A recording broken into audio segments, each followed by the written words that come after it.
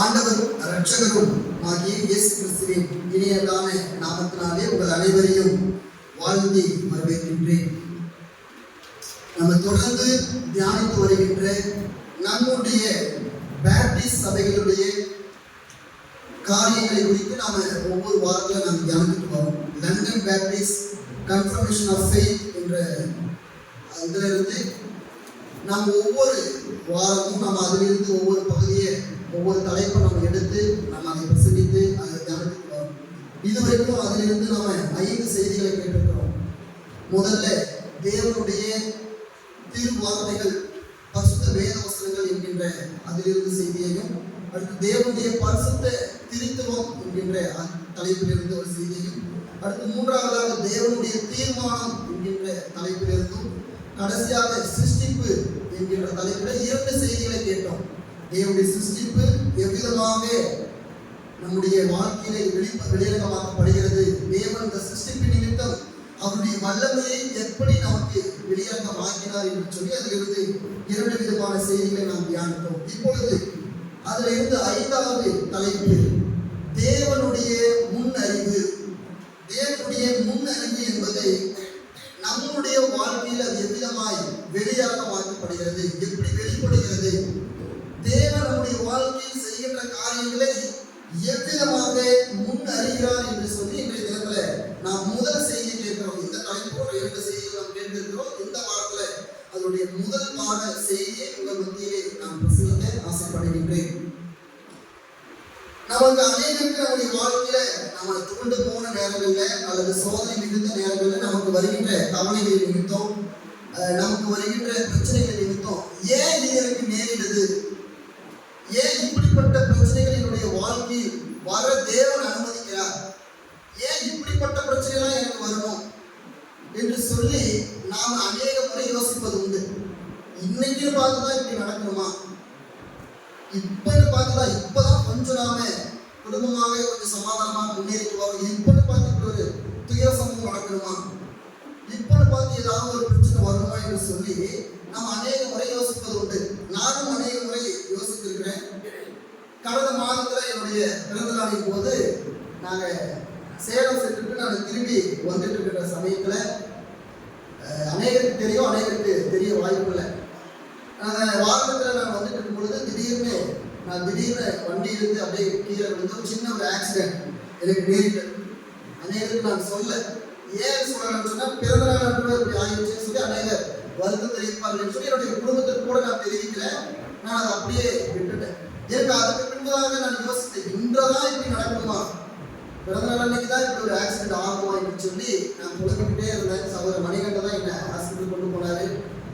அப்போ ஈசாக்கா அவர்களை இடம் பார்க்க வந்தார்கள். அப்போ நான் இப்படி புலம்பிட்டு இருக்கிறது ஈசாக்கா எனக்கு ஒரு வார்த்தை சொன்னார், பார்த்து இது நடக்கணும்னு இருக்குது, அதனால இது நடந்திருக்குது, இது நீ புலம்புறதுனால ஒன்றாக போறதில்லை, இது நடக்கணும்னு தேவன் அனுமதித்திருக்கிறார், இது நடந்திருக்குது அப்படின்னு சொன்னார். அது எனக்கு ஒரு பெரிய ஒரு தேர்தலை கொடுத்தது அந்த நேரத்தில்.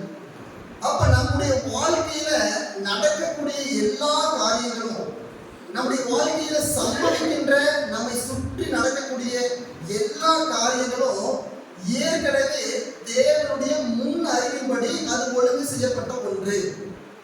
நம்ம ஏற்கனவே தேவனுடைய தீர்மானம் என்கின்ற தலைப்புல தேவனுடைய முன்னறிவு எப்படி எல்லாம் தீர்மானத்தில் வெளிப்படுது, தேவன் எப்படி ப்ரீ பிளான்டா, அவர் எப்படி ப்ரீ டிட்டர்மினேஷனா செயல்படுகிறார் என்று சொல்லி நம்ம பார்த்தோம். அப்ப இன்றைய தினத்துல நமக்கு நம்முடைய வாழ்க்கையில நம்மை சுற்றி நடக்கக்கூடிய நம்முடைய குடும்பத்துல அல்லது நம்முடைய நண்பர்களுடைய வாழ்க்கையில, நம்ம வேலை செய்கிற இடத்துல, நம்ம சார்ந்த சமுதாயத்துல, இந்த உலகத்துல ஏதாவது ஒரு தேசத்துல நடக்கக்கூடிய எல்லா காரியங்களும் தேவனுடைய முன்னறிவு இல்லாமல் நடப்பது கிடையாது. அப்ப போன மாதத்துல, கடந்த மாதங்கள்ல வயநாடு பகுதியில் மிகப்பெரிய நிலைச்சரிவு வந்தது.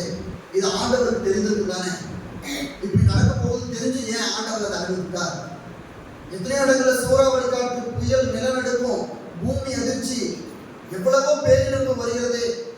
இது ஆண்டவருக்கு அறிந்திருக்கிறாரே, ஏன் அதை அனுமதித்தார்? எத்தனையோ பேர் சுனாமியில் இறந்து போனார்கள், எத்தனையோ விதமான ஸ்கூல் தீ விபத்தில் குழந்தைகள் இறந்து போனார்களே, ஏன் அதை தேவன் அனுமதித்தார் என்று சொல்லி நம்மிடத்தில் அநேக கேள்விகள் இருக்கின்றது. நன்கு புரிந்து கொள்ளுங்க. தேவன் இந்த பூமியை உண்டு பண்ணும் பொழுது அதில் என்னென்ன காரியங்கள் நடக்க வேண்டும் என்பதை அவர் முன்கூட்டியே அவருடைய அறிவின் மூலமாக அறிந்து இருக்கின்றார். அதை எந்த ஒரு மாற்றமும் மாறாது. தேவனுடைய முன் அறிவின்படிதான் இப்ப நம்முடைய எல்லாமே நடந்துகிட்டு இருக்குது. நம்ம வீட்டுல சண்டை போட்டு யாருமே ரொம்ப பயன்பாட்டே இல்லாத ஒரு பொருள் எங்கேயாவது ஒரு மூலையில் இருந்திருக்கும். அந்த சண்டையில பார்த்தோம்னா அந்த பொருள் கீழே விழுந்து உடையும். இன்னைக்கு சண்டை வரணும், அந்த பொருள் மேல கீழே விழுந்து உடையுங்கிறது எல்லாம் முதற்கொண்டும் தேவனுடைய முன்னறிவின்படிதான் நடந்துட்டு இருக்குது. அப்ப நம்ம உலகத்துல நம்மை சார்ந்து நடக்கக்கூடிய எல்லா காரியங்களும் அவருடைய முன் அறிவின்படி அது மிக துல்லியமாக மாறாமல் நடக்கின்றது. வாசிங்க எபிரேயர் 1:3 வாசிங்க. இவர் அவருடைய மகிமையின் பிரகாசமும் அவருடைய தன்மையின் சொரூபமாய் இருந்து சர்வத்தையும் தம்முடைய வல்லமையுள்ள வசனத்தினாலே தாங்குகிறவராய் தம்மாலே தாமே நம்முடைய பாவங்களை நீக்கும் சுத்திகரிப்பை உண்டு பண்ணி உன்னதத்தில் உள்ள மகத்துவமானவருடைய வலது பாரிசத்திலே உட்கார்ந்தார். பாருங்க, தேவன் எல்லாவற்றையும் அவருடைய வல்லமையினாலும் அவருடைய அதிகாரத்தினாலும் அவருடைய மகிமைக்கு ஏதுவாக எல்லாவற்றின் மீதும் ஆளுகை செய்கின்றார்.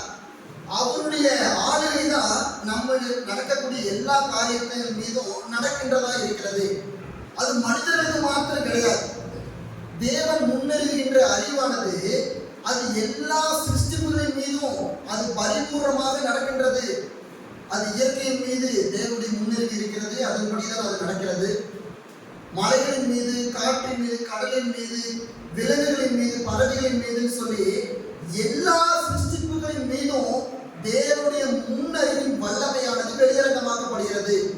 அது அவருடைய ஆளுகையின்படி நடந்து கொண்டிருக்கிறது. அதனாலதான் யோபுவுக்கு ஆண்டவர் வெளிப்படுத்துறாரு. 38:11 வாசிங்க. யோபு 38.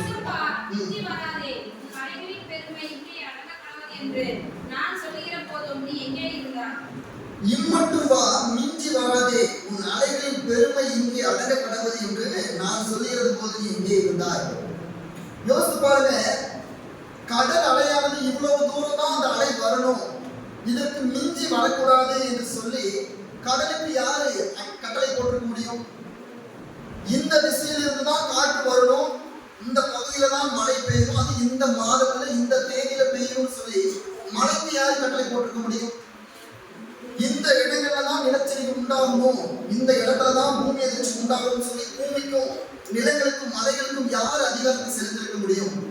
நல்லா யோசிச்சு பாருங்க. இந்த 38ஆம் அதிகாரம் முழுக்க வெளிப்படக்கூடிய காரியங்கள் என்னவென்று சொன்னால், தேவனுடைய முன் அறிவின் வல்லமை எல்லா சிருஷ்டிப்புகளின் மீதும் அது வல்லமையாக ஆளுகை செய்யப்பட்டு வருகிறது. தேவன் எல்லாவற்றின் மீதும் அவருடைய வல்லமையான ஆளுகையை அவர் செய்து வருகின்றார். அவர் முன் அறிந்த அறிவின்படி, அவர் முன் தீர்மானித்த தீர்வின்படிதான் எல்லாமே நடந்து கொண்டிருக்கிறது.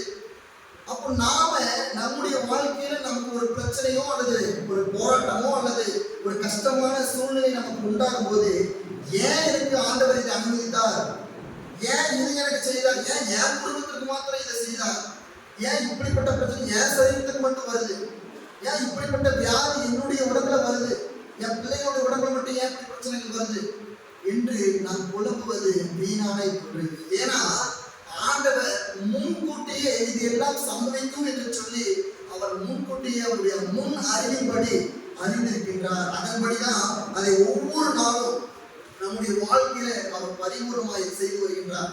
நாம் வாசித்த சங்கீத பகுதி 135ஆம் சங்கீதத்தை திருப்பி வைத்துக் கொள்ளலாம். அதுல 6வது வசனத்தை வாசிங்க. வானத்திலும் பூமியிலும் சமுத்திரங்களிலும் எல்லா ஆழங்களிலும் கர்த்தர் தமக்கு சித்தமான எல்லாம் செய்கிறார்.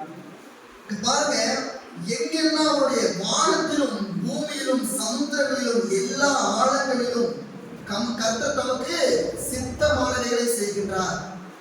அப்போ அவருக்கு என்ன சித்தமோ அதெல்லாம் அவர் அவருடைய முன்னறிவின்படி நமக்கு செய்து கொண்டிருக்கிறார். அப்ப நீங்கள் நினைத்தாலும் அதை மாற்ற முடியாது, நான் நினைத்தாலும் அதை மாற்ற முடியாது. தேவன் எந்த ஒரு வரைபடத்தை வரைந்து அதன்படி ஆளுகை செய்ய நினைத்திருக்கின்றாரோ அதன்படிதான் நம்முடைய வாழ்க்கையின் ஓட்டமானது ஓடும். கடந்த வாரத்துல ஒரு மிகப்பெரிய ஒரு சர்ச்சையான ஒரு நிகழ்வு நம்முடைய தமிழகத்தில் நிகழ்ந்தது. ஒரு அரசு பள்ளியில சொற்பொழிவுக்காக மாணவர்களை ஊக்கப்படுத்த வேண்டும் என்று சொல்லி ஒரு சொற்பொழிவுக்காக ஒரு ஒரு பேச்சாளரை அந்த பள்ளி நிர்வாகமானது அழைப்பித்து மாணவர்களுக்கு ஊக்கமளிக்கின்ற விதத்துல பேச்சு பேசணும்னு சொல்லி அனுமதித்திருந்தார்கள். அந்த சொற்பொழிவு பேச வந்த அந்த நபர் என்ன ஒரு வார்த்தை பேசினாருன்னு சொன்னா அது மிக சர்ச்சைக்குரிய ஒரு விவாதமாகக்கூடிய ஒரு காரியமாக இருந்தது. அவர் என்ன பேசுறாருன்னு சொன்னா, இப்ப இருக்கக்கூடிய கடவுள் சிலரை பணக்காரராக பிறக்க பண்றாரு, சிலர் ஏழையாக பிறக்க பண்ணுகிறாரு, சிலர் நடிகர்களை போல அழகுள்ளவர்களாக பிறக்க பண்றாரு, சிலரை ரொம்ப பார்க்க தோற்றம் மிக்க ரொம்ப விலங்கினராக ஊனமுற்றவராக அவர் பிறக்க பண்ணுகின்றார். அந்த தேவன் பாசியாட்டி பார்க்கின்றவரா? போன ஜென்மத்துல நீங்கள் செய்த செயலின்படிதான் இன்ற ஜென்மத்துல உங்களுக்கு பிறப்பானது நிர்ணயிக்கப்படும். இப்போ ஒரு மனிதன் குருடனாக பிறக்கிறான்னு சொன்னா அவன் போன ஜென்மத்துல செய்த பாவத்தினாலதான் அவன் குருடனாக அவன் பிறக்கிறான். ஒரு மனிதன் ஊன நிலைமையில பிறக்கிறான், ஒரு குழந்தை பிறக்குதுன்னு சொன்னா அந்த குழந்தை பூர்வ ஜென்மத்துல செய்த பாவத்தினாலதான் அந்த குழந்தை பிறக்குது அப்படின்னு சொல்லி அந்த பள்ளி மாணவர்கள் மத்தியில் அவர் பேசின அந்த சர்ச்சைக்குரிய பேச்சு மிகவும் கண்டிக்கத்தக்கதாக தமிழகத்துல எழும்ப ஆரம்பிக்குது. அந்த பள்ளியிலே ஒரு மாற்றுத்திறனாளி ஒரு ஆசிரியர், அவர் அந்த இடத்துல நீங்கள் பிள்ளைகளுக்கு இப்படிப்பட்ட காரியத்தை போதிக்க கூடாது என்று சொல்லி அவர் அங்கு எதிர்த்து பேசினது நிமித்தம் அது மிகவும் ஒரு விவாதத்துக்குரிய ஒன்றாக இருந்தது. அப்போ அவர் சொன்னது மிகவும் தவறான ஒரு காரியம். முந்தைய ஜென்மம் பிற்பாக ஜென்மம் என்று நமக்கு கிடையாது. நாம இப்படி பிறக்கிறோம், நாம் எப்படிப்பட்ட நிலைமையால பிறக்கிறோம், நாம் எப்படிப்பட்ட நிலைப்பாட்டில் இருக்கிறோம் என்பது எல்லாவற்றையும் தேவன் நிர்ணயித்திருக்கிறார். அது ஏன் ஆண்டவர் இப்படி பண்ணாரு? ஆண்டவர் என்ன மட்டும் கருப்பா படிச்சாரு, இவங்கெல்லாம் வெள்ளையா படிச்சிருக்காரு, இவங்கெல்லாம் ஹைட்டா படிச்சிருக்காரு, இன்னும் ஷார்ட்டா படிச்சிருக்காரு, அவங்கெல்லாம் பணக்காரரா படிச்சிருக்காரு என்று சொல்லி நாம விவாதிக்க கூடாது. தேவன் எல்லாவற்றையும் அவருடைய வல்லமையின் சித்தத்தின்படி அவருடைய முன் அறிவின்படி நடந்திருக்கிறார். அதனாலதான் தேவன் அந்த திமிர்வாதக்காரனை சொஸ்தமாக்கும் பொழுது எல்லாரும் என்ன சொன்னாங்க, இவர் யார் இவருக்கு அவர் ஆண்டவர் சொஸ்தமாக்குறதுக்கு பின்பாக என்ன சொன்னாரு, இது உன்னுடைய தவறு இல்லை, உன்னுடைய தாய் தகப்பனார் செய்த தவறு கிடையாது. ஏன்னா யூத கலாச்சாரத்துல ஒரு பாவம் ஒரு நிலைப்பாடு இப்படிதான், இந்த அற்பமான பேச்சாளரை போலதான் இருக்குது. ஒரு மனிதன் உடல்ல ஏதாவது குறைபாடுகளோடு பிறந்தான்னு சொன்னா அது அவருடைய பெற்றோர்கள் செய்த தவறு நிமித்தம் பிறக்கிறாங்க என்று சொல்லி யூதர்கள் நம்பிக்கொண்டிருந்தார்கள். அதனாலதான் இயேசு கிறிஸ்து அந்த திமிர்வாதக்காரனை சொஸ்தமாக்குறதுக்கு பின்னாடி இது முன்னாலேயே இல்லை, உன்னுடைய பெற்றோர்களாலே இது உண்டானது கிடையாது, இது தேவனுடைய அறிவினாலே உண்டானது, சொன்ன உடனே உன்னுடைய பாவம் உனக்கு மன்னிக்கப்பட்டது என்று சொல்லி அவர் அங்க சொல்லுகின்றார். உடனடியாக அங்கே இருக்கக்கூடிய யூதர்களுடைய முகங்கள் எல்லாம் மாற தொடங்கிருச்சு. இப்படிப்பட்ட ஒரு காரியம் சொல்ல முடியும்? மனிதனுடைய பாவத்தை மன்னிக்க இவர் யார் என்று சொல்லி அநேக கேள்வி எழுப்பினார்கள். அப்பதான் சொல்றாரு, மனுஷகுமாரனுக்கு பாவத்தை மன்னிக்க அதிகாரம் கொடுக்கப்பட்டிருக்கிறது என்று சொல்லி அவர் சொன்னார். எனவே இந்த உலகத்துல எல்லா காரியங்களும் தேவனுடைய முன்னறிவின்படி அது சரியாக இயங்கிக் கொண்டிருக்கிறது. அதை யாரை நினைத்தாலும் மாற்ற முடியாது. இன்னைக்கு இப்படிதான் நடக்கும் அப்படின்னு சொன்னா இது இன்றைக்கு இப்படிதான் நடக்கும். மனிதர்களுடைய யூகங்கள் அநேக முறை தவறாக இருக்கும். குறிப்பாக நம்ம வானிலை செய்தியாளர்கள் பார்த்தீங்கன்னா இன்னைக்கு இந்த இடத்துல ரொம்ப கனமான மழை பெய்யும் அப்படிம்பாங்க, இன்னைக்கு மழையே பெய்யாது. இந்த பகுதியில் பயங்கரமாக வெயில் அடிக்கும்பாங்க, அந்த இடத்துல மழை இருக்கும். இப்போ மனிதனுடைய அறிவியல் பொய்யாக போகலாம், மனிதனுடைய யூகிப்பு தன்மை மனிதனுடைய கணிப்பு தவறாக போகலாம். ஆனால் தேவனுடைய முன் அறிவு என்பது ஒருபோதும் அது தவறாது, அது மாறாது.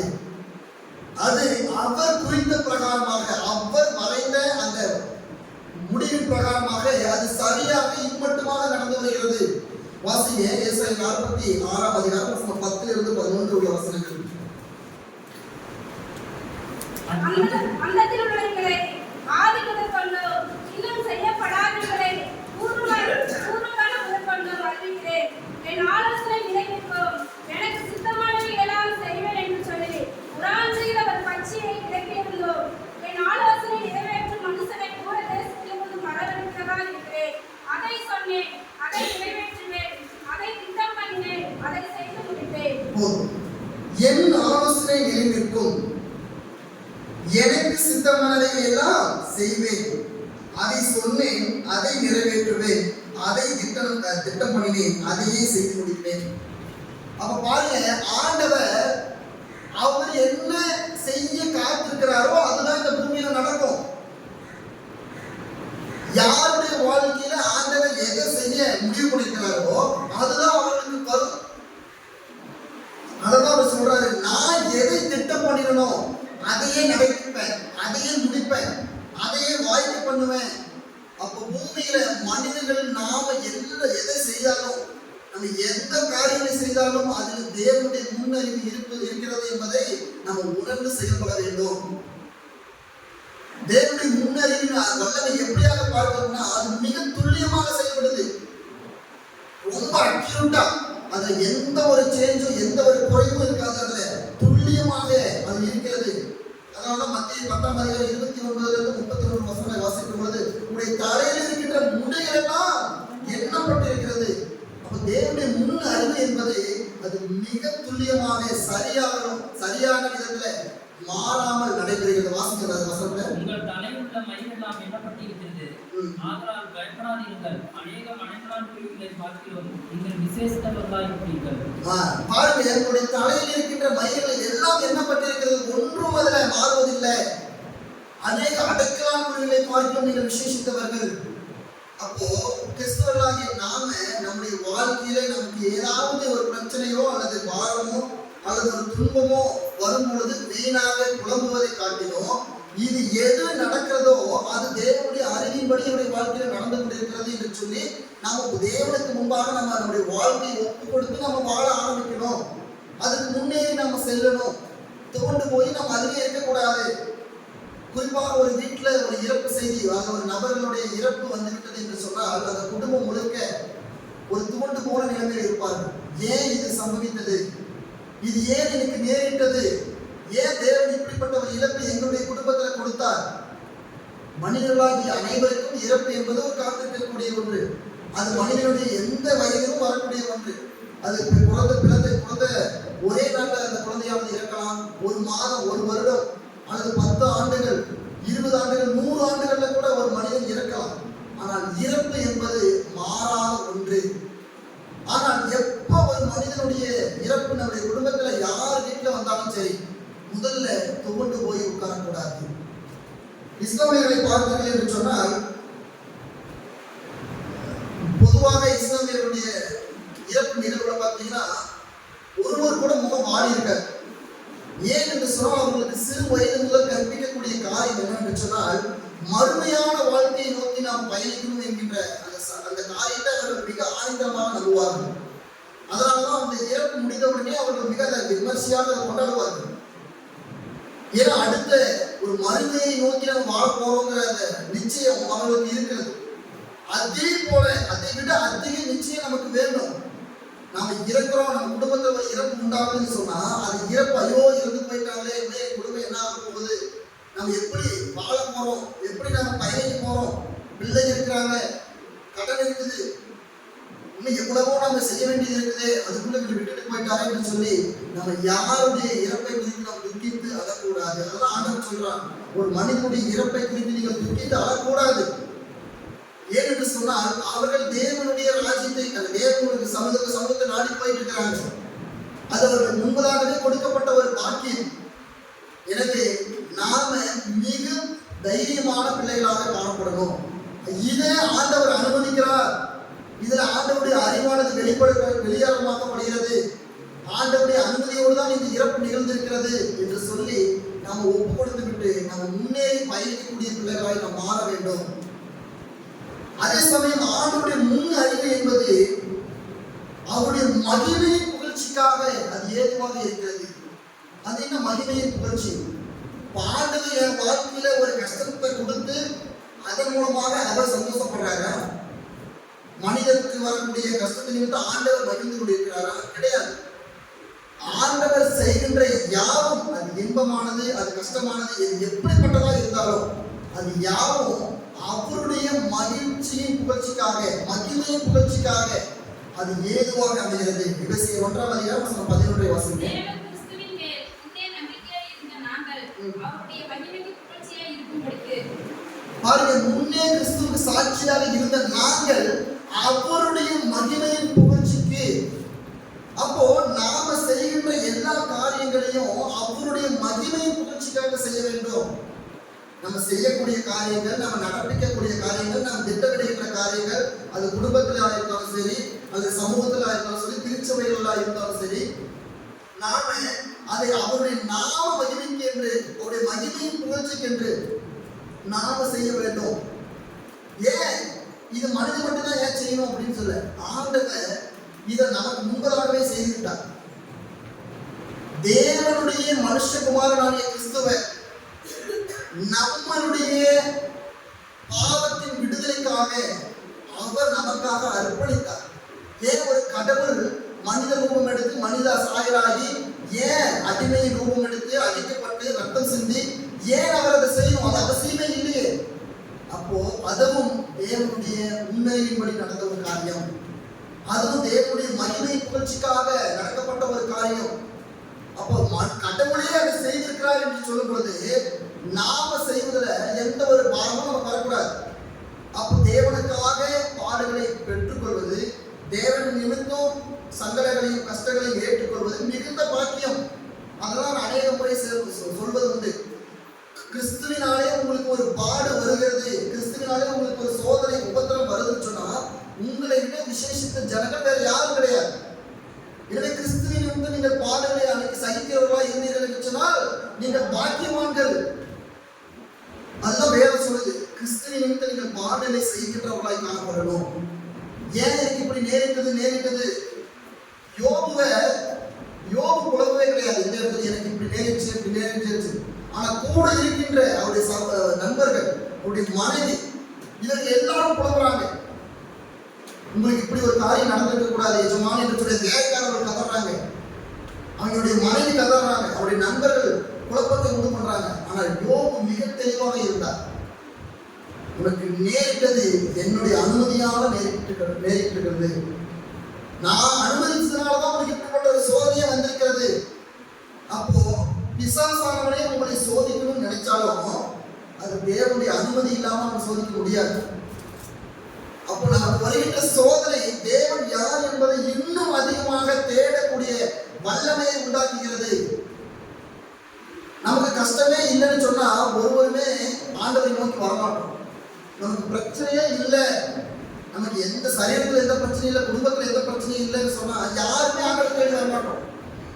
அப்போ நமக்கு வரக்கூடிய எல்லா சோதனைகளுக்கு பின்னாடி இருக்கக்கூடிய ஒரு விளைவு பயன் என்னன்னு சொன்னா அது தேவனுக்கு முன்பாக, தேவனுக்கு இன்னும் நெருக்கமாக நம்மை கொண்டு வருகிறது. நம்முடைய விசுவாசத்தை பெருக பண்ணுகிறது. நம்முடைய தேவனுடைய நம்பிக்கையில உறுதி நிலைப்பாட்டில் நாம் காணப்படுகின்றோம். அது மிக துல்லியமாக தேவன் ஒவ்வொரு காரியத்தையும் அது மிக துல்லியமாகவும் நேர்த்தியாகவும் நம்முடைய வாழ்க்கையில் அவர் செய்து கொண்டிருக்கின்றார். வாசிங்க அப்போஸ்தலர் நடவடிக்கைகள் 2ஆம் அதிகாரம் வசனம் 23.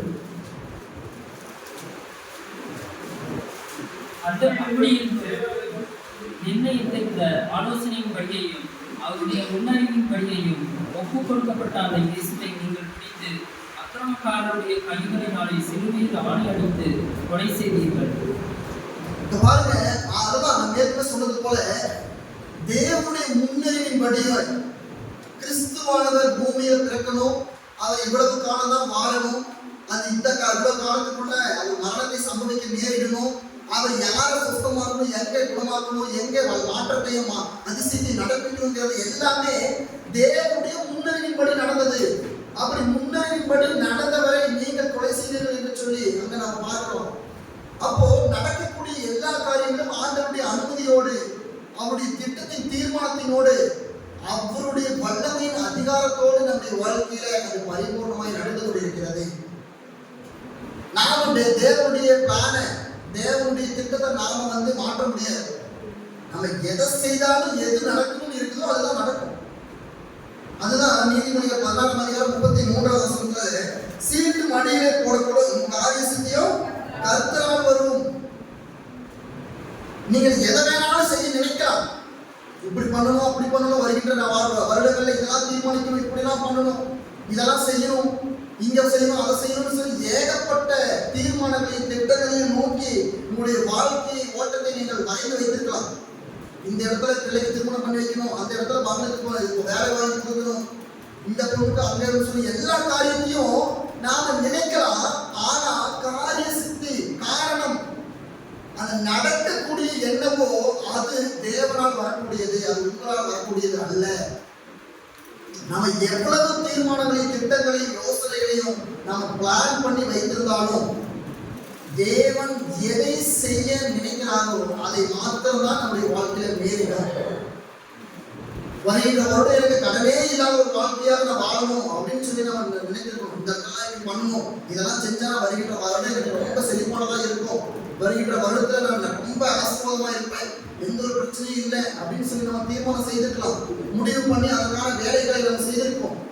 ஆனாலும் தேவன் எதை செய்ய உங்களுடைய வாழ்க்கையில எதை செய்ய விருப்பமா இருக்கிறாரோ அதை மாத்திரம்தான் அவர் செய்ய அனுமதிக்கிறார். அதுதான் எனக்கு நான் நினைப்பதை நான் திட்டம் பண்ணினதை அதையே நடப்பிக்கிறேன், அதையே முடிக்கிறேன் என்று சொல்லி அவர் சொல்வதற்கான காரணம் அவர் எல்லாவற்றையும் அவருடைய சித்தத்தின்படி செய்கின்றார். எனவே நம்ம செய்யக்கூடிய காரியம் என்னன்னு சொன்னால் நாம தேவனுடைய விருப்பத்துக்கு நம்முடைய வாழ்க்கை விட்டுறணும். நல்லா யோசிக்கீங்க, நல்லா புரிஞ்சுக்கங்க. தேவனுடைய விருப்பத்துக்கு நம்முடைய வாழ்க்கை விட்டுட்டோம்னு சொன்னா அது ரொம்ப ஆசீர்வாதமான வாழ்க்கையா இருக்கும். இல்ல நான் எனக்கு பிடிச்ச மாதிரி தான், எனக்கு தேவையானதான் நான் செய்வேன், எனக்கு வேண்டியதான் நான் செய்வேன், எனக்கு என்ன தேவையோ அதுக்காக தான் நான் ஓடுவேன் அப்படின்னு நம்ம ஓடணும் அப்படின்னு சொன்னா ஒருபோதும் நாம நிம்மதியான ஒரு சந்தோஷமான வாழ்க்கையை பயணிக்க முடியாது. தேவனுக்கு என்று நம்முடைய வாழ்க்கையை அர்ப்பணித்து விட்டோம்னு சொன்னா நம்மளுடைய வாழ்க்கையை அவர் பார்த்துக் கொள்வார். அவர் அதற்கு ஏற்ற மாதிரி அவருடைய வல்லமைக்கு ஏற்றவாறு அவருடைய விருப்பத்துக்கு ஏற்ற மாதிரி அவர் நம்மை வழிநடத்திட்டு போவார். ஆனா நாம என்ன செய்யறோம்? அவருடைய விருப்பத்துக்கிட்ட நம்முடைய வாழ்க்கையை நாம கொடுக்க தயாரா இல்லை. அதனாலதான் சொல்றாரு, உங்களுடைய எல்லா கவலைகளையும் பாரங்களையும் என்னிட்டு கொடுங்க, நான் உங்களுக்கு இளைப்பாறுதல் தரேன். அவர் கேட்டாரு, உங்களுடைய எல்லா பிரச்சனைகளையும் என்னிட்ட கொடுங்க, நான் உங்களுக்கு ரெஸ்ட் கொடுக்குறேன், நான் உங்களுக்கு இளைப்பாறுதல் தரேன், நீங்க பீஸ்ஃபுல்லா உங்களுடைய வாழ்க்கையை நடந்து கொள்ளுங்க, அதுக்கு ஏற்றவாறு நீங்க வாழுங்க. ஆனா இல்லை நாங்க எங்களுடைய வாழ்க்கையில இஷ்டமா பண்றதுதான் வாழணும், எங்க லைஃப் எங்க ரூல்ஸ் சொல்லி இந்த வாழ்க்கை மத்தியில் ஒரு பழக்க வழக்கம் நிலவி கொண்டிருக்கு. மை லைஃப் மை ரூல்ஸ் அப்படின்னு சொல்லி எங்க லைஃப்ல நாங்க எங்களுடைய விருப்பத்துக்கு ஏற்ற மாதிரி தான் வாழுவோம், யாருடைய ஆலோசனையும் கேட்க மாட்டோம். அது எங்களுடைய விருப்பம், எங்களுக்கு ஒரு லைஃப் தான் கொடுத்துருக்க. அது ஸோ நாங்க எங்களுக்கு பிடிச்ச மாதிரி தான் வாழணும். உங்களுக்கு பிடிச்ச மாதிரி வாழ்றதுக்கு லைஃப் உங்களுக்கு கொடுக்கப்படலை. ஆண்டவருக்கு என்று வாழ்வதற்காக தான் நீங்களும் நானும் சிருஷ்டிக்கப்பட்டிருக்கிறோம். அவருடைய விருப்பத்தை நாம செய்ய வேண்டும், அவருடைய சித்தத்தின்படி நாம் நடந்து கொள்ள வேண்டும். அதனாலதான் ஆண்டவர் நமக்கு இவ்வளவு ஆயுசு நாட்களை கொடுத்திருக்கிறார். நீ ஆண்டவர் நினைத்தாரு, நீ வேண்டாதவன், நீ எனக்கு வேண்டாம் அப்படின்னு சொல்லிட்டாரா, நாம எப்பயும் நம்ம இந்த உலகத்தை விட்டு கடந்து சென்றிருப்போம். ஆண்டவருக்காக நாம பிறந்திருக்கிறோம், ஆண்டவருக்காக நம்ம வாழ அனுமதித்திருக்கிறோம், அவருக்குள்ள நம்ம மறிக்க காத்திருக்கிறோம். எனவே அவருக்காக நம்ம வாழ கற்றுக்கொள்ளணும். அவருக்காக அவருடைய மூலமாக அவருடைய வார்த்தைகளை கைக்கொண்டு நாம நடக்க நம்ம தீவிக்க வேண்டும். நம்ம வேத புத்தகத்துல பல பரிசுத்தவான்களை குறித்து நம்ம பார்க்கிறோம்.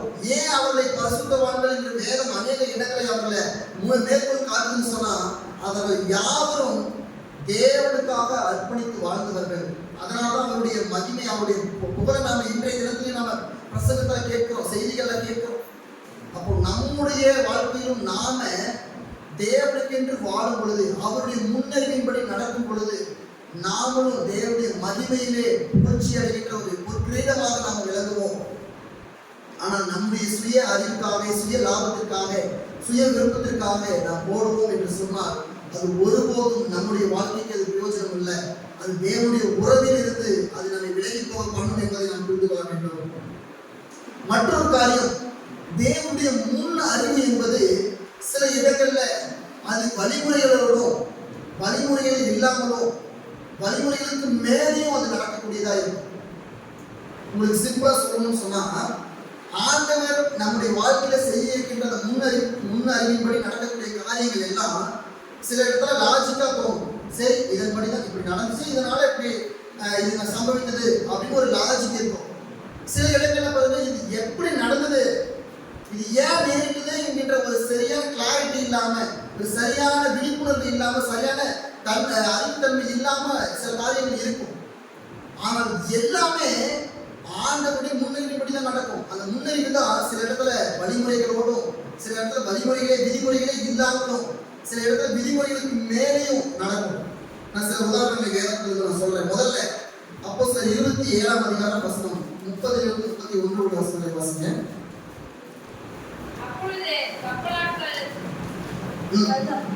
கப்பலை விட்டு ஓடி போக வகை தேடி முன்னணியிலிருந்து நண்பர்களை ஓடப் போகிற பாவனையாய் கடலில் இறங்குகையில் பவுல் 150 சேவகரையும் நோக்கி, இவர்கள் கப்பலில் இறங்கிவிட்டால் நீங்கள் தப்பி பிழைக்க மாட்டீர்கள் என்றார்.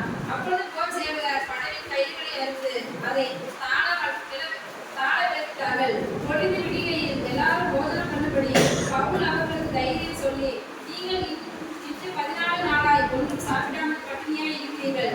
ஆகையால் போதனை பண்ணும்படி உங்களை வேண்டிக் கொள்கிறேன். நீங்கள் தப்பி பிழைப்பதற்கு அது உதவியாய் இருக்கும். உங்கள் தலையிலிருந்து ஒரு மயிரும் விழாது என்றார். 44 வசனம். அவர்கள் சிலர் மலைகள் மேலும் சிலர் கப்பலுக்கு குழுக்கள் மேலும் போய் கரையேறவும் கட்டளையிட்டான். இதமாய் எல்லோரும் தப்பி கரை சேர்ந்தார்கள். இந்த சம்பவம் அனைவருக்கும் தெரியும்.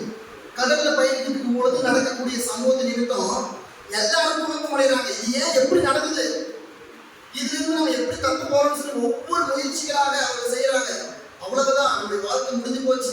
நம்ம எல்லோரும் நம்ம இந்த சீற்றத்தினால நம்ம கடலுக்குள்ள முழுக போறோம்னு சொல்லும் போது பவுல் அங்க கலங்காம ஒரு விஷயம் செய்யறாரு. இதை செய்யுங்க, இதன்படி நடங்க, இதையெல்லாம் செய்யுங்க என்று சொல்லி அவர்களுக்கு சில இன்ஸ்ட்ரக்ஷனை கொடுக்குறாரு. அதன்படி அவர்கள் செய்ததுனால அவர்கள் பிழைத்துக் கொண்டார்கள். 44 சில பலகைகளின் மீதும் சில கப்பல் துண்டுகளின் மீதும் போய் கரையேறவும் அவர்களுக்கு கட்டளையிட்டார். அப்போ நம்முடைய வாழ்க்கையில சில காரியங்கள் இப்படி லாஜிக்கால இதனால இப்படி நடக்கும் அப்படின்னு சொல்லி சில விதிமுறைகளோட அது நடக்கும், அது சம்பவிக்கும். அது தேவன் அப்படிப்பட்ட காரியங்களாக சில இடங்கள்ல நமக்கு அதை அனுமதிப்பார். ஆனால் சில இடங்கள்ல இது எப்படி சம்பவித்ததே என்று தெரியாம ஒரு பெரிய ஒரு வருத்தமான காரியம். நம்ம அனைவருக்கும் தெரிந்த பாஸ்டர் ரெவரண்ட் யோகன் அவர்களுடைய மூத்த மகனுடைய கையில போன் கேன்சர் என்று சொல்லக்கூடிய ஒரு கடுமையான வியாதி. அது எப்படி வந்தது, அந்த குழந்தைக்கு எப்படி நேரிட்டது என்று தெரியாத ஒரு நிலைப்பாடு. மருத்துவமனையில அவசர சிகிச்சையில அனுமதிக்கப்பட்டு சிகிச்சை மேற்கொண்டிருக்கிறாங்க. இப்பொழுதோ உங்களுடைய சொந்த நாட்டுக்கே நீங்கள் போய் மருத்துவ காரியங்களை பார்த்துக் கொள்ளுங்கள் என்று சொல்லி அவர்கள் சொல்லியிருக்கிறாங்க. அவர்களை பார்க்கும்போது மிகுந்த கலக்கத்தோடு அந்த குடும்பம் பார்த்து கொண்டிருக்கிறோம். அப்போ நமக்கு வரக்கூடிய சில காரியங்கள் எப்படி நடந்தது, ஏன்னா இது அண்ணன் சொன்ன டாக்டர் சொன்ன இது ரொம்ப ரேரான கேஸ், இது நடப்பது ரொம்ப ரேர். சில காரியங்கள் இது ரொம்ப வித்தியாசமான முறையில நமக்கு நேரிடக்கூடிய காரியங்கள். இது ஏன் எனக்கு இப்படிலாம் நேரிடுது, அதுக்கான சரியான கிளாரிட்டி நம்முடைய வாழ்க்கையில் இருக்காது. ஆனாலும் அவை தேவனால் அனுமதிக்கப்பட்டவைகள் என்று சொல்லி நம்ம அதுல உறுதியோடு நம்ம இருக்கணும். இந்த தேவனுடைய அனுமதி இல்லாம நம்முடைய வாழ்க்கையில வரல. நம்ம வரக்கூடிய எல்லா உபத்திரவங்களும் எல்லா பாடுகளும் அவருடைய முன் அறிவின்படியும் அவருடைய ஆளுகையின்படியும் அவருடைய அனுமதியோடு அது நமக்கு சம்பவிக்கிறது என்பதை நாம் புரிந்து கொள்ள வேண்டும். அடுத்த ஒரு வசனம் ஏசாயா 55ஆம் அதிகாரம் வசனம் 10-11 வசனம். வாரியும் முடிந்த மழையும் வானத்திலிருந்து இறங்கி அவ்விடத்துக்கு திரும்பாமல் பூமியை அணைத்து அதை முளை கிளம்பி விளையும்படி செய்து விதைக்கிறவனுக்கு விதையையும் புசிக்கிறவனுக்கு ஆகாரத்தையும் கொடுக்கிறது எப்படியோ அப்படியே என் வாயிலிருந்து புறப்படும் வசனமும் இருக்கும். அது வெறுமையான இடத்திற்கு திரும்பாமல் அது நான் விரும்புகிறதை செய்து நான் அதை அனுப்பின காரியமாகும்படி வாய்க்கும். நீங்கள் மகிழ்ச்சியாய் புறப்பட்டு சமாதானமாய் கொண்டு போகப்படுவீர்கள். பர்வதங்களும் மலைகளும் உங்களுக்கு முன்பாக கம்பீரமாய் உலகி வெளியின் மரங்கள் எல்லாம் கைப்பற்றும். பாருங்க, அப்படி என் வாயிலிருந்து புறப்படும் வசனமும் இருக்கும். அது வெறுமையா என்னிடத்திலிருந்து திரும்பாமல் அது நான் விரும்புவதை செய்து நான் அதை அனுப்பின காரியம் ஆக்கும்படி ஆய்க்கும். அப்போ தேவன் அனுமதிக்கக்கூடிய காரியங்களை தேவன் அதை முழுமையாக முடித்து விட்டுதான் அதை வர. அப்ப நமக்கு நடக்கக்கூடிய எல்லா காரியங்களும் அவருடைய அதிகார காரியத்தின் துணியில அது நமக்கு நேரிடுகிறது. அதுல எந்த ஒரு மாற்றமும் அது நடைபெறுவதில்லை. அது மிக துல்லியமாக தவறாமல் மாறாமல் நடைபெறுகிறது. நமக்கு அநேக முறை குழப்பங்கள் உண்டாகும். ஏன் இப்படிப்பட்ட சில குழந்தைகளுடைய மரணத்தை பார்க்கும் பொழுது ஏன் இந்த குழந்தைக்கு இந்த வயதில் இப்படிப்பட்ட ஒரு மரணம் நம்ம யோசிக்க முடியாது. மனிதர்களாகி நம்மளுடைய காரியத்தில் ஏற்றுக்கொள்ள முடியாது. இப்படி ஆயிடுச்சு, இப்படி ஒரு வருத்தமான குடும்பம், இந்த குடும்பம் எப்படி தாங்க போகுதோ என்று சொல்லி நாம யோசிப்போம். ஆனால் அப்படிப்பட்ட நேரங்களில் நாம நினைவுக்கு கொள்ளக்கூடிய காரியம் என்னன்னு சொன்னா, இந்த யாவும் தேவனுடைய காரியத்தின்படி நடக்கின்றது. தேவனுடைய விருப்பம் இல்லாமல் இந்த உலகத்தில் எதுவும் நடப்பதில்லை. தேவன் நடக்கிறதை குறித்து தான் அவர் யோசிக்கிறார். அவர் நடக்காததை குறித்து அவர் நினைப்பது கிடையாது. அவர் நடக்கக்கூடிய காரியங்களை மறப்பதும் கிடையாது. அவர் எதையெல்லாம் அவர் நினைச்சு வச்சிருக்கிறாரோ, எதையெல்லாம் செய்யணும்னு நினைவு வைத்திருக்கிறாரோ அதை சரியாக செய்கிறார். இப்ப 2025ஆம் ஆண்டு நமக்கு எப்படிப்பட்ட ஆண்டாக இருக்கும் என்று சொல்லி நமக்கு தெரியாது. நாம நினைப்போம் இப்படியாக இருக்கலாம், இப்படியாக இருக்கலாம்னு சொல்லி. ஆனால் ஆண்டவருக்கு மாத்திரம் தான் தெரியும் அந்த ஆண்டுகள்ல நமக்கு நடக்கக்கூடிய என்னென்ன காரியங்கள் நமக்கு நடக்கிறோம், நம்முடைய குடும்பத்துல என்ன நடக்கும், நம்முடைய சரீரத்துல என்ன நடக்கும், நம்முடைய உற்றார் உறவினர்கள் நண்பர்கள் வாழ்க்கையில என்ன நடக்கும் என்பதை அறிந்தவர் ஆண்டவராகிய கிறிஸ்து ஒருவரே. அதனால ஆண்டவர் நினைத்த காரியத்திற்கு ஏற்ப நம்முடைய வாழ்க்கையை நம்ம அர்ப்பணிக்க பழகணும். அவர் எதை செய்தாலும் நம்முடைய நன்மைக்காக தான் செய்கிறார் என்பதை நாம் புரிந்து கொள்ளணும். அதை விட்டுட்டு நம்ம ஆண்டவருக்கு எதிராக முறுமுறுக்கவோ, ஆண்டவருக்கு எதிராக புலம்பவோ, ஆண்டவருக்கு எதிராக தூசம் சொல்லவோ நாம கிளம்பக்கூடாது. சிலர் என்ன செய்கிறான்னு சொன்னா, இப்படிப்பட்ட ஒரு பிரச்சனைகள் வரும் பொழுது ஆண்டவர் இதெல்லாம் அனுமதிக்கிறாரு, அவரெல்லாம் கடவுளா, ஒரு கடவுள் போய் இப்படி எல்லாம் காரியத்தை அனுமதிப்பாரா, மனிதனுடைய கஷ்டத்துல தான் அவர் மகிழ்ச்சி காண்கின்றாரா, அப்படி காண்கின்றவர் எப்படி கடவுளாக இருக்க முடியும் என்று சொல்லி சில மதியீனர்கள் அப்படி பேசிக் கொண்டிருக்கிறார்கள். ஒருபோதும் கிறிஸ்துவின் பிள்ளைகள் அப்படிப்பட்ட காரியங்களை நாம் சொல்லக்கூடாது. தேவன் எதை செய்தாலும் அவர் என்னுடைய வாழ்க்கை நன்மைக்கு எதுவாக அதை செய்கிறார். அவர் எல்லாவற்றையும் அவருடைய முன்னேறின்படி செய்து முடிக்கின்றவராக இருக்கிறார். அவராலே நாம் பிறக்கப்பட்டோம், அவராலே நாம் பிழைக்கப்படுகின்றோம், அவராலே நாம் போஷிக்கப்படுகின்றோம். நம்முடைய வேலைகள், நம்முடைய கல்விகள், நம்முடைய தாளந்துகள் எல்லாம் அவர் நமக்கு கொடுத்த ஈவுகள். இது என்னாலேயோ, என்னுடைய குடும்பத்தாலேயோ, என்னுடைய தகப்பனார் மூலமாகவோ, என்னுடைய குடும்ப அந்தஸ்தை மூலமாகவோ எனக்கு எதுவும் கிடைக்கல. அவர் எனக்கு ஈவாக கொடுத்திருக்கிறார். இன்றைக்கு நான் கையளவு சம்பாதிக்கிறேன், நிம்மதியான ஒரு வாழ்க்கை, கடலிலான ஒரு வாழ்க்கை கடவுள் உங்களுக்கு கொடுத்தது. உங்களுடைய தாளம் உங்களுக்கு கொடுக்கல. எல்லாரும் நினைப்பாங்க இது என்னுடைய முயற்சி, என்னுடைய ஹார்ட் ஒர்க்காக நான் இதை செஞ்சேன், இது என்னுடைய கல்வி ஞானத்தை கொண்டு நான் பெற்றுக்கொண்டேன், என்னுடைய அப்பாவின் மூலமாக, அம்மாவின் மூலமாக, சொந்தக்காரன் மூலமாக வந்தது சொல்லக்கூடாது. இது எல்லாவற்றையும் ஆண்டவர் உங்களுக்கு கொடுத்திருக்கிறார். ஆண்டவரால் தான் நாம வாழ்கின்றோம். அவருடைய அனுமதி இல்லை, அவருடைய அனுகிரகம் இல்லை அப்படின்னு சொன்னா நாம் எப்பவோ நிர்மூலமாக்கப்பட்டிருப்போம். எனவே அநேகர் கடவுள்கிட்ட வாதாடி கொண்டிருக்கிறார்கள். அதனாலதான் 38ஆம் அதிகாரத்தில் ஆண்டவர் நேரடியாக யோபுக்கு பிரசங்கமாகிறார். நான் பூர்வகாலத்தில் இந்த பூமியை உண்டாக்க பண்ணும்போது நீ இருந்தியோ, நான் காற்றையும் நீரையும் அதட்டி ஆளுகை செய்யப்படும் பொழுது நீ இருந்தியா, இந்த வானத்தையும் பர்வதங்களையும் நீரையும் நீருக்குள்ள இருக்கின்ற ஜீவராசிகளையும் உண்டு பண்ணும்போது நீ இருந்தியா, இம்மட்டும் வா, இதற்கு பின்பு வராதே என்று சொல்லி கடலைகளுக்கு ஆணையிட்டு கட்டளை கொடுத்த நேரத்தில் நீ இருந்தியா என்று சொல்லி யோபுக்கு ஆண்டவர் வெளியிடமாக அநேக காரியங்களை வெளிப்படுத்துகிறார். இவன் தேவனுடைய முன் அறிவு என்பது அது மகா பெரிய ஞானம். அது 1% கூட நம்மகிட்ட இல்லை. எனவே தேவனுடைய முன்னறிவை குறித்து நாம் விவாதிப்பதோ, அதை கிரிட்டிசைஸ் பண்ணுவதோ, அதனை வாதாடுவதோ நமக்கு தேவையில்லை. அது நம்மளால் முடியாது. அவர் எதை நடக்க சித்தமா இருக்கிறாரோ அதுதான். நான் யாருடைய வாழ்க்கையில நன்மை செய்ய, யார் மீது நான் மன ஒழுக்கம் உடையவனா இருக்கிறனோ அவனுடைய நான் மன ஒழுக்கமா இருப்பேன். யாரை நான் சிச்சிக்கிறனோ நான் அவனை மீது சிச்சிப்பேன். ஏன் ஆண்டவரே என்னை சிச்சித்தீர்கள், ஏன் ஆண்டவரே எனக்கு சோதனை கொடுத்தீங்க, என் குடும்பத்தில் ஏன் சண்டை உண்டு பண்ணுறீங்கன்னு சொல்லி ஆண்டவர் நேரம் நீங்க குழந்தைனாலும் சண்டை போட்டாலும் அவர் மதிகேடுகள் செய்கின்ற செயல். உண்மையான கிறிஸ்துவின் பிள்ளைகள் தேவன் செய்கின்ற எல்லாவற்றையும் ஏற்றுக்கொள்ள பழக வேண்டும். அவர் எதை செய்தாலும், அதனால்தான் யோபு சொல்றார், அவர் என்னை கொன்று போட்டாலும் அவர் மீது நான் விசுவாசமா இருப்பேன். மிகப்பெரிய சாட்சின்னு சொன்னா அவருடைய வாழ்க்கை, மத்தேயுடைய வாழ்க்கை. மத்தேயுடைய வாழ்க்கையில பார்க்கும் பொழுது மிகப்பெரிய ஒரு செல்வ குடும்பத்தில் பிறந்த ஒரு மகன், கிறிஸ்துவுக்காக அரசு உத்தியோகத்துல ரோம சக்கர சக்கரவர்த்தி கீழே வரி வசூலிக்கின்ற சுங்கச்சாவடியில இருந்த ஒரு மகன், கஷ்டமே பாராத ஒரு பணக்கார வீட்டு குழந்தை, ஆண்டவர்களுடைய ஊழியத்துக்காக அர்ப்பணித்த முதல் கொண்டு கடைசியில ரத்த சாட்சியாக தன்னுடைய ஜீவனுடைய சரீரத்துல முழுமையாக தோலை உயிரோடு இருக்கும் பொழுது முறித்தார்கள். அதன் மீது கல்லை போட்டு கொன்றார்கள். ஏன் அவருக்கு அது நேரிடணும்? ஆண்டவருக்காக அவர் அர்ப்பணித்தார். அதனாலதான் அவருடைய மகிமை, அவருடைய புகழ் இன்றளவு நாம் பார்க்கிறோம். எனவே நாம தேவனுக்கு முதலாவது அவருடைய முன்னறிவிப்புக்கு நாம நம்முடைய வாழ்க்கையை அர்ப்பணிக்க பழக வேண்டும். அவர் எதை செய்ய சித்தமாக இருக்கிறோம் அதை முழுமையாக செய்கின்றார். ஓசியா 1ஆம் அதிகாரம் 7 வாசிக்கிறேன். ஓசியா தீர்க்கதரிசன புத்தகம் 1ஆம் அதிகாரம் 7 வாசிக்கிறேன். நான் இறக்க செய்வேன். இடியினாலும் பட்டயத்தினாலும் யுத்தத்தினாலும் குதிரைகளினாலும் குதிரை வீரரினாலும் நான் அவர்களை ரட்சியாமல் அவர்களுடைய தேவனாய் கர்த்தராலே அவர்களை ரட்சிப்பேன் என்றார். நல்லா பாருங்க, வில்லினாலும் அல்ல, குதிரை வீரர்களினாலும் அல்ல, குதிரைகளினாலும் அல்ல, அவர்கள் நம்பி இருக்கின்ற தேவனாலே அவர்களை ரட்சிப்பேன், அவர்களை வெற்றி சிறக்க பண்ணுவேன் என்று சொல்கின்றார். அப்போ நாம வைத்திருக்கக்கூடிய அந்தஸ்தோ ஆஸ்தியோ கல்வியோ தாளந்தோ அதன் மூலமாக அல்ல, ஆண்டவருடைய அறிவின் முன்னறிவின்படி நாம ஆசீர்வதிக்கப்படுகின்றோம். ரோமர் 4ஆம் அதிகாரம் 19-21 வசனங்கள். அவன் விசுவாசத்திலே பலவானாக இருக்கவில்லை.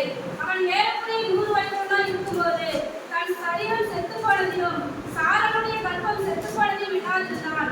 தேவனுடைய வாக்குத்தத்தத்தை குறித்து அவன் அவிசுவாசமாய் சந்தேகப்படாமல் தேவன் வாக்குத்தத்தம் பண்ணினதை நிறைவேற்ற வல்லவராய் இருக்கிறார் என்று முழு நிச்சயமாய் நம்பி தேவனை மகிமைப்படுத்தி விசுவாசத்தில் வல்லவனானான். ஆகையால் அது அவனுக்கு நீதியாக எண்ணப்பட்டது. அது அவனுக்கு நீதியாக எண்ணப்பட்டது என்று அவனுக்கு மாத்திரமல்ல நமக்காகவும் எழுதப்பட்டிருக்கிறது. இங்கே ஆபிரகாமை குறித்து அப்போஸ்தலன் பவுல் ரோமருக்கு எழுதும் பொழுது அவர் சொல்றாரு, அவன் 100 வயதுடைய ஒரு முதியோர் வயதுள்ளவனா இருந்தான். அவனுடைய மனைவி கர்ப்பத்தை தாங்க முடியாதவளாய் சரீரத்திலே எண்ணப்பட்டிருந்தார். ஆனால் தேவன் அவர்களுக்கு கொடுத்த அந்த ஈவான குமாரனை அவர்கள் பெற்றுக்கொண்டார்கள். அது அவர்களால் உண்டானது கிடையாது, அது தேவனால் உண்டானது. அதனால நன்கு புரிந்து கொள்ளுங்க, தேவனுடைய முன்னறிவின் செயல்பாடு அது எவ்விதமான வேணாலும் நம்முடைய வாழ்க்கையில செயல்படலாம். அது நம்முடைய வாழ்க்கையில நாம இதுக்காகவா, இதுக்கு நான் தகுதி உடையவனா, இதுக்கு நான் பாத்திரவானா என்று சொல்லி நமக்கே அநேக கேள்விகள் இருக்கலாம். ஆனால் தேவன் அவருடைய முன்னறிவின்படி ஒருவனை உயர்த்த நினைத்தார். அவருடைய ப்ரீ பிளானின் படி ஒருவருக்கு ஆசீர்வாதம் கொடுக்க வைத்திருந்தார். அது பரிபூர்ணமாக உங்களுக்கு வந்தடையும். நல்லா புரிஞ்சுங்க, உங்களுக்கு வந்தடையணுங்கிற ஒரு விஷயம் யார் தடை பண்ணாலும் அது வராமல் இருக்காது.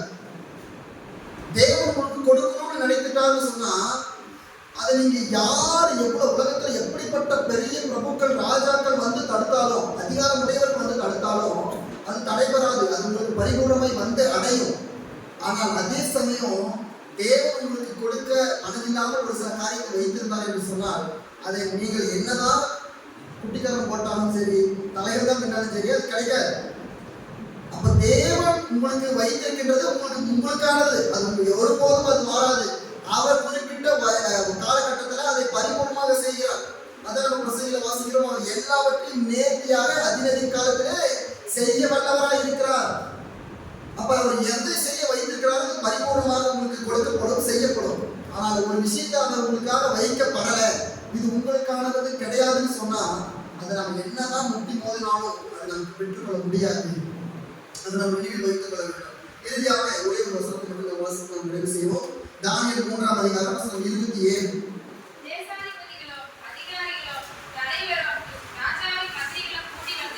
அந்த புசுடைய சரீரங்களின் மேல் அக்கினி தன செய்யாமலும் அவருடைய தலைமையில் கருகாமலும் அவர்களுடைய சாமிகள் சேதப்படாமலும் அக்னியின் மனம் அவர்களுக்கு வீசாமலும் இருந்ததை கண்டார்கள். இந்த பாருங்க, தானியேலையும் அவனோட நண்பர்களையும் சேர்த்து அக்னி சோலையில் தள்ளப்பட்ட பொழுது எல்லாரும் நினைச்சாங்க இவன் கருகி சாம்பலாக தான் கிடப்பாங்க அல்லது இறந்த உடலோட வெளியே வருவாங்க அப்படின்னு நினைக்கும் போது அங்கு ஒரு முடி கூட கருகாமலும் அவருடைய சரீரத்தின் மீது அந்த அக்னி வாசம் வீசாமலும் அவர்கள் எப்படி அனுப்பப்பட்டார்களோ அப்படியே திரும்பி வந்தார்கள். நான் ஏற்கனவே சொன்னது போல தேவனுடைய முன்னறிவு என்பது சில இடத்துல லாஜிக்கே இல்லாம செயல்படும். அதுக்கு இதுதான் மிகப்பெரிய ஒரு உதாரணம். நெருப்புல ஒரு மனுஷன் உள்ள போயிட்டு வரான் அல்லது நம்ம நெருப்புல ஒரு கையை வைக்கிறோம் சொன்னா நமக்கு காயம் ஆகிறதால கூட அந்த இடத்துல ஒரு சின்ன ரியாக்ஷன் என்ன ஆகும், அந்த நெருப்பு நம்முடைய சரீரத்தில் பட்டவுடனே ஒரு சின்ன ஸ்மெல் வரும். நம்முடைய முடி நெருப்புல பட்டவுடனே அது கருகிற ஸ்மெல் வரும், ஒரு வாசம் வரும். ஆனா தேவனுடைய முன்னறிவு எப்படி செய்யப்படுது பாருங்க. அவர்கள் அக்னி ஜுவாலையிலிருந்து வெளிப்படும் பொழுது எல்லாரும் ஆர்வமா பார்த்தாங்க. கருகி போய் வருவாங்க அப்படின்னு, சாம்பலாகி வருவாங்கன்னு நினைத்தாங்க. ஆனா ஒரு முடி கூட கருகாமலோ அந்த புகையின் நாற்றம் அவருடைய சரீரத்தில் இருந்து வெளிப்படாமலோ அவர்கள் எப்படி அனுப்பப்பட்டார்களோ அப்படியே வந்தார்கள் என்று சொல்லி பார்க்கிறோம். அப்போ தேவனுடைய முன்னறிவின் வல்லமை அவர் எப்படி பிளான் பண்ணாரோ அது பரிபூர்ணமா நடக்கும். அது சில இடத்துலாம் லாஜிக்கே இருக்காது. இதுதான் மிகப்பெரிய ஒரு உதாரணம். சில இடத்துல இதன் மூலமா இப்படி நடந்தது என்று சொல்லி சில காரியங்கள் இருக்கலாம். ஆனால் சில இடத்துல தேவன் நினைக்கின்ற காரியம், அவர் செய்து முடிக்கின்ற காரியம் சில இடத்துல நம்முடைய எதிர்பார்ப்புக்கு மேலாக, நம்மளுடைய எக்ஸ்பெக்டேஷனுக்கு மேலாக அவருடைய காரியங்கள் இருக்கும். என்னுடைய கிறிஸ்துவின் பிரியமான சகோதர சகோதரிகளே, நம்முடைய வாழ்க்கையில தேவன் அனுமதிக்கக்கூடிய காரியங்களை மனப்பூர்வமாக ஏற்றுக்கொள்ள பாருங்கள். அவர் எதை கொடுத்தாலும் அதை வாங்கிக் கொள்ள நாம் நினைக்கிறோம். நம்முடைய விருப்பத்திற்காக அல்ல, அவருடைய விருப்பத்திற்காக, அவருடைய சித்தத்திற்காக, அவருடைய மகிமையின் புகழ்ச்சிக்காக நாம் வாழ பழகிக்கொள்ளணும். ஏனென்று சொன்னால் இது அவருடைய ஈவாக இரக்கமாக நம்முடைய வாழ்க்கையை நாம் பெற்றிருக்கிறோம். இது நம்மால உண்டானது அல்ல. நாம் சார்ந்திருக்கக்கூடிய எல்லா காரியமும் அது அவரால் உண்டானது, அவர் மூலமாக நமக்கு கொடுக்கப்பட்டது என்பதை நம்ம நினைவில் கொள்ள வேண்டும். எனவே நம் கிறிஸ்துவுக்காக வாழும் பொழுது கிறிஸ்து உண்மையாகவே நம்முடைய வாழ்க்கையில மகா பெரிய காரியங்களை செய்கின்றவராகவும் நம்முடைய குடும்பத்தாரை ரட்சித்து ஆசீர்வதித்து மகிமைப்படுத்துகின்ற தேவனாய் இருக்கிறார். தேவன் தாமே இந்த வார்த்தைகளை ஆசீர்வதிப்பாராக.